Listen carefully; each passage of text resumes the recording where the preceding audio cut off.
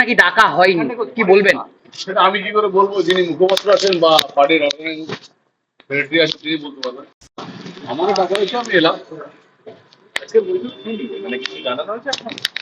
না, এটা পার্টির সাংগঠনিক ব্যাপার, গোপনীয় মিটিং। এখন সেটা জানবো কি করে? দলের সঙ্গে আলোচনা হলে বলতে হবে।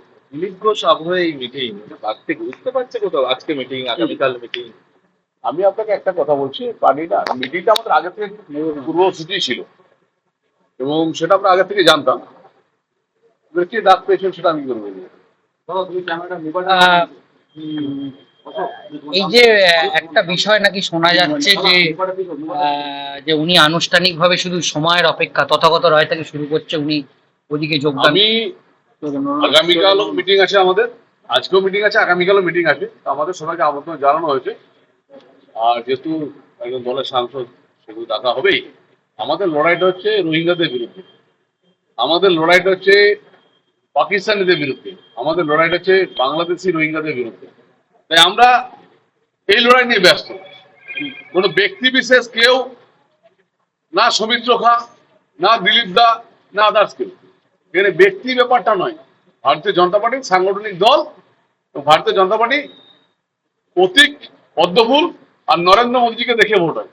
আপনাকেও দেখা যাচ্ছিল যে দিলীপ ঘোষকে নিয়ে মন্তব্য করছিলেন, পার্টির তরফ থেকে কোনো বার্তা পেয়েছেন?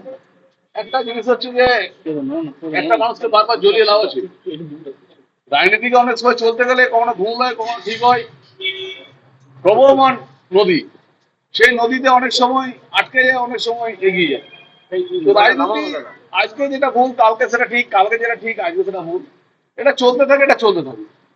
তখন সবাই ব্যক্তিগতভাবে যে কাউকে রাজনীতিতে স্টেবিলিটি করে নিয়ে যেতে পারে। 2006 সাল থেকে চলছি, এখনো চলছি। সেদিন গাড়ি আটকে যাবে, সেটা আটকে যাবে।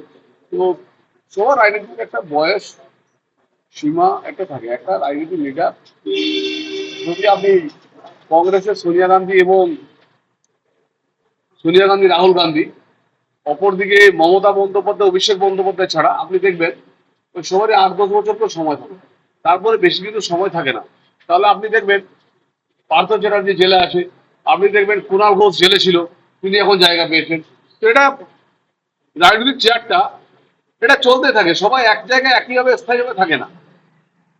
তোরাদা ছিলেন, তারপরে রাহুলদা ছিলেন, তারপরে দিলীপদা ছিলেন, তারপর সুকান্ত দাস ছিলেন, সবাই এভাবে চেঞ্জ হয়। এটা এই যে 4-5টা ব্যক্তি বললাম যারা, তারা বাদ দিয়ে সবাই চলতে থাকে। আর আমাদের ভারতীয় জনতা পার্টির তো সাংগঠনিক দল, এখানে চেয়ার তো সবসময় একই রকম থাকে না, সেটা দিতে হয়। দিলীপদা এই রাজ্যের একটা পরিচিত মুখ, বিজেপি মুখ, সবাই পরিচিত। তার মুখ থেকে এই ধরনের মন্তব্য দলের ক্ষতি করছে না? সবাই পরিচিত মুখ। কেউ যদি আমরা ভুল করি, অনেক সময় ভুল হয়, আবার সঠিকভাবেও হয়। আমি অনেক সময় ফেসবুকে লিখতাম, আমি অনেক সময় আমার বিরোধী দলনেতাকেও বলেছি, কিন্তু আবার নিজেকে শুধরে নিয়েছি। তো ভুল ঠিক নিয়েই তো আপনার চলতে থাকে। রাজনীতি একটা প্রবহমান নদী, যে যতক্ষণ টিকে থাকতে পারবে তার ততদিন চলবে। আজ তো রাজ্য এবং কেন্দ্রীয় নেতৃত্ব অনেকেই উপস্থিত থাকবেন, দিলীপ ঘোষ সম্পর্কে কোনো বক্তব্য কি আপনি জানাবেন? না, আমি একটা কোনো কথা বলবো না এই কারণেই, কারণ আমি একটা কথাই বলে দিয়েছিলাম সেদিন, যে কথাটা সবাই ভাবতে পারে শুনবে, মমতা বন্দ্যোপাধ্যায়ের সঙ্গে অ্যাডজাস্ট করা যায় না।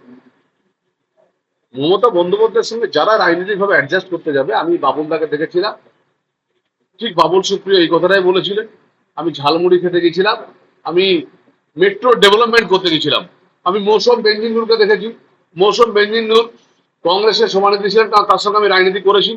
তিনি বলেছিলেন আমি এসেছি মালদায় ডেভেলপমেন্টের কথা বলতে। ঠিক সেইভাবেই আমি নিজেও যখন তৃণমূল কংগ্রেস ছেড়েছিলাম, আমি লিখেছিলাম oiling is the best policy in politics, অভিষেকের সঙ্গে মিটিং করার পর। এবং রাজনীতিতে যখন পট পরিবর্তন হয় তখন একটা অজুহাত খোঁজা হয়, সেটা সবাই নিজের ব্যক্তিগতভাবে সেটা নিজস্ব স্টাইলে চলে। তো এটা তাদের সব নিজস্ব স্টাইলে চলবে, এখন থেকে কিছু বলা ঠিক না। ঠিক আছে।